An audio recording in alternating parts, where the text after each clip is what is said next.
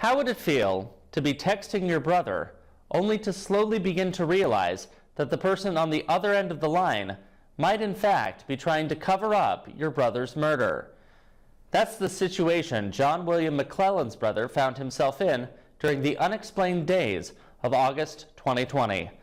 Bethany Doudna examines what we know of the tragedy in this week's Missing in the North. At 5:43 p.m. on August 14th of 2020, a man named John William McClellan pulled up to a Fairbanks gas station and filled up his truck's tank with diesel fuel. No one has seen him alive or dead since then, except possibly one man. At the time, McClellan was a 61-year-old painter and handyman who lived in North Pole with a roommate, Aaron Haig.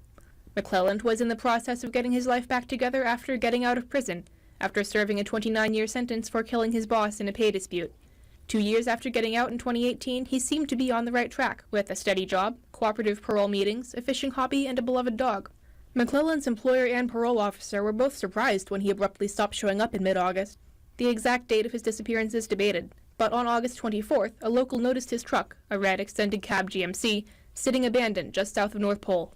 Shortly before this, on August 19th, McClellan's roommate, Haig, used McClellan's phone to text McClellan's brother, saying he was at an urgent care center for cardiopulmonary issues, and he was expected to go into surgery soon. Further texts over the next day or so asked McClellan's brother to send him a total of $10,000. McClellan's brother began to be suspicious. He called Fairbanks Urgent Care and 2 hospitals, who told him McClellan had never been a patient.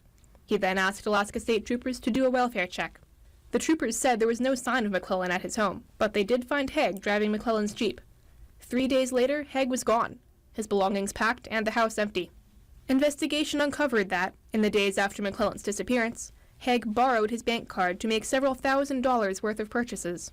Though an immediate person of interest, Haig successfully vanished for a few months, living first under his brother's identity, and then in Oregon under the identity of a man named Anthony Alcorn, whom he met in an Anchorage homeless shelter. When the real Alcorn was found, murdered, Haig was discovered, arrested, and charged. No sign of McClellan, alive or dead, has ever been found. Despite the lack of a body, Haig is being charged with his murder as well as Alcorn's. Haig has been held without bail since his arrest on March 31, 2001, and our picture of those days in August remains incomplete. Reporting for News Center Fairbanks, I'm Bethany Doudna.